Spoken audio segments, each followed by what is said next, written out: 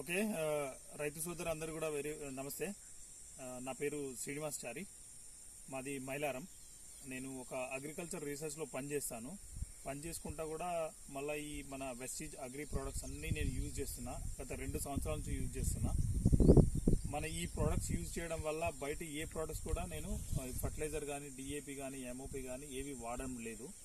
ఇప్పుడు మాది ఈ పొలం వచ్చేసి ఎకరంన్నర పొలం. ఎకరంన్నర పొలంలో నేను కంప్లీట్గా మన అగ్రి ప్రోడక్ట్స్ మాత్రమే వాడిన. ఒకసారి ఇప్పుడు స్టార్టింగ్ మనం నాటేటప్పుడు దీనికి నేను వాడిన ఏంటంటే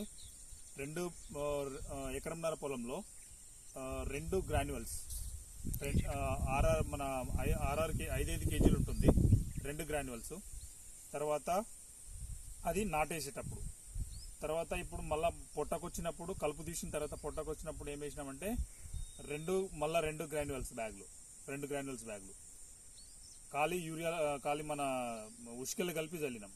దీనికి మనకి నాటేసేటప్పుడు కానీ పొట్టకొచ్చినప్పుడు కానీ ఎట్లాంటి డిఏపి, యూరియా, ఎంఓపి ఇట్లాంటి ఏవి వాడలే. ఫర్టిలైజర్స్, బయట ఫర్టిలైజర్స్, కెమికల్ ఫర్టిలైజర్స్ ఏవైతే ఉన్నాయో ఓన్లీ మన అగ్రి వెస్టీజ్ గ్రాన్యువల్స్ మాత్రమే వాడినాం. అది 82 అండ్ హ్యూమిక్ గ్రాన్యువల్స్.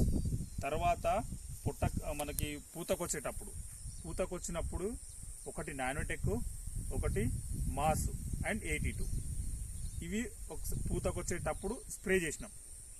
అంటే పొట్ట మీద ఉన్నప్పుడు బాగా మంచిగా ఈ ఎకరంన్నర చేనులో మొత్తం స్ప్రే చేసినాం. మాకు మొత్తం ఖర్చు వచ్చింది ఎంత అంటే మన ఈ అగ్రి ప్రోడక్ట్స్ మీద 5,200 చిల్లర వచ్చింది.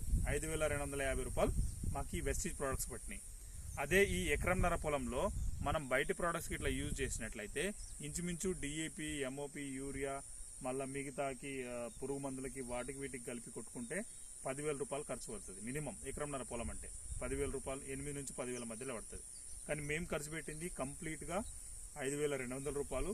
మళ్ళా నాకు భూమి సాగుకు వచ్చింది బాగా, అంటే కెమికల్స్ వాడలేదు కాబట్టి చాలా మంచి రిజల్ట్ ఉంది. ఒకసారి మనం చూడొచ్చు బయట ప్రోడక్ట్స్ కూడా ఈ ప్రోడక్ట్స్ వాడడం వల్ల ఎంత బెనిఫిట్ జరిగిందో. ఇంచుమించు 90%, అంటే మేము ఇంతకుముందు ఆల్రెడీ ఒక గొలుసుని తీసి నేను కౌంట్ చేసి చూసిన.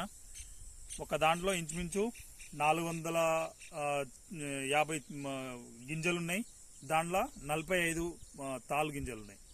సో దాన్ని బట్టి యావరేజ్గా